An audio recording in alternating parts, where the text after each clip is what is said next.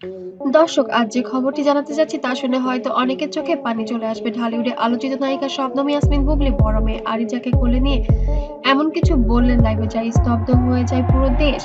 আজ বিকেলে হঠাৎ ফেসবুক লাইভে হাজির হন বুবলি। কোলের উপর বসা আরিজাকে পাশে ছোট ভাই বীরের কিছু ছবি। বুবলি ধীরে বলেন, সবাই আমাকে ভুল বুঝছে, আমি কখনো কাউকে প্রতারণা করিনি। আমার একটা অতীত ছিল যেটা আমি লুকিয়ে রাখতে চেয়েছিলাম সন্তানদের জন্য।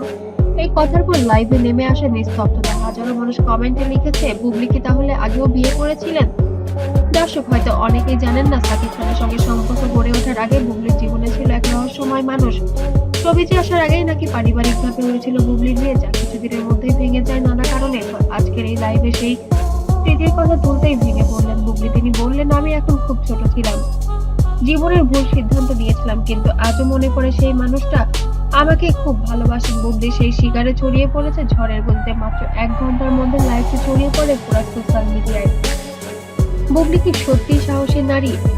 আর কেউ লিখেছে, তাহলে কি সাকিব জানতেন না এই বিষয়ের কথা? লাইভে শেষের দিকে বুবলি বলেন, মানুষ ভুল করে কিন্তু ভালোবাসা কখনো মরে না। আমি শুধু চাই আমার মেয়ে যেন জানে তাদের মায়েরও একটি অতীত ছিল। এরপর চোখের পানি মুছতে মুছতে তিনি যোগ করেন, কখনো কখনো মনে হয় আগের জীবনে ফিরে যাই, হয়তো তখন আমি সত্যিই সুখী ছিলাম। এই কথার পরে পুরো লাইভে ভেসে যায় কান্নার ইমোজিতে। এমন সাহস দেখানোর পরে খুব কম মানুষ সাকিব খান কি বলবেন। কেউ আবার প্রশ্ন তুলেছেন, তাহলে কি বুবলি সেই পুরনো স্বামীর কাছে ফিরে যেতে চাইছেন? অনেকে পুরনো কিছু ছবিও খুঁজে বের করেছেন যেখানে বুবলির পাশে দেখা যাচ্ছে এক অচেনা পুরুষকে। সেই ছবিগুলো যেন এখন ভাইরাল। বুবলির ঘনিষ্ঠ এক সূত্র জানায়, এক লাইভ দেওয়ার আগে থেকে বুবলি নাকি পুরনো কিছু ছবি দেখেছিলেন।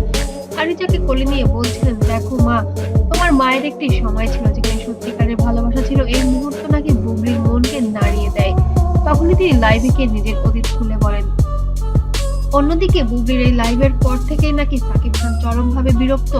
তিনি নাকি ঘনিষ্ঠজনদের কাছে বলেছেন, এমন সময় এমন এমন কাণ্ড করে এই মহিলা যে আমার মান সম্মানকে এবার টেনে হিঁচড়ে নামাচ্ছে। তবে সাকিব এবার যেন আর মাফ করবেন না শবনম বুবলিকে।